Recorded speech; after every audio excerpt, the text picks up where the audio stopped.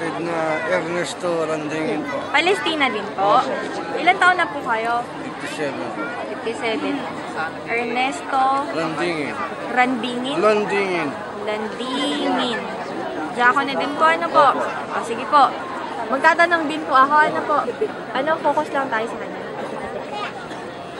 Single shot lang po Sige po. Tay, ano pong nararamdaman ninyo ngayon? Nandito kayo ngayon sa aktibidad ng Iglesia ni Cristo. Masaya po ang pakiramdam namin dahil nakikipagkaisa kami sa panawagan ng pamamahala. Ano po ba itong aktibidad ng Iglesia na to? Bakit kayo nandito pa? Hindi na lang natulog kaaga-aga. Po, ito po ay bilang lingap po sa mga kababayan nating nabiktima ng Yolanda.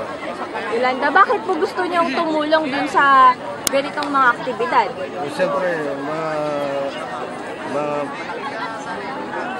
mga kapatid natin sa mga nabiktima ng Yolanda bilang pagkikipagkaya sa buhay ng yun po ang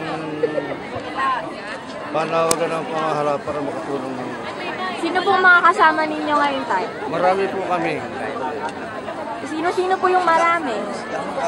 Mga kalokal, kaibigan, kapitbahay, yun Kalokal po. po.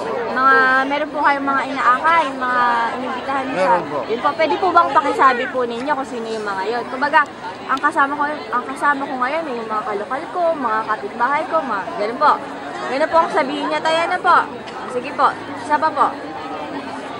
Sino po mga kasama ninyo? Yung po mga kasama namin dito ngayon, mga kalokal namin, saka yung karamihan ng mga sinusubok, mga kapatid. Bakit po ninyo sinama yung mga inaanyayahan ninyo?